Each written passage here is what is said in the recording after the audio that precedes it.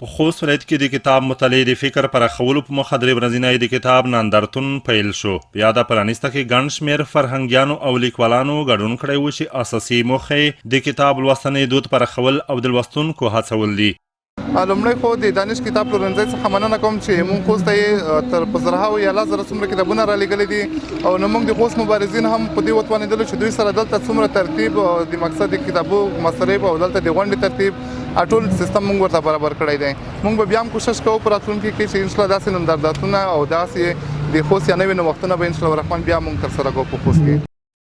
بل لوری د نندارتون ځینو برخوالو په خبره چې دا ډول نندارتونونو جوړېدل اړین دي او په راتلونکي کې هم د ورته پروګرامونو جوړېدو غوښتنې درلودې.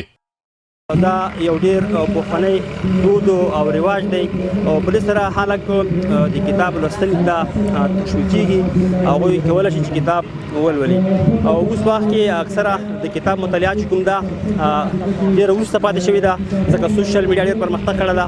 د مطالعې د دود د عامولو دپاره دغه رقم نندارتونونه انتهایی زیات مفید دي او دا د راتلونکي نسلونو لپاره او د اوسني نسلونو لپاره نو دغه ځوانان چې ځان په راتلونکی ښه وویني نو دغه مطالعې ته خپل شوق دوی پیدا کېږي نو دغه ډېر زیات مؤثر تمامېږي دا رقم. د یادونې وړ ده چې له دې وړاندې هم خوست کې دې ته ورته د کتاب لوستنې نندارتونونه جوړ شوي چې له دې لارې لوستونکي د کتاب مطالعې ته هڅول شوي دي.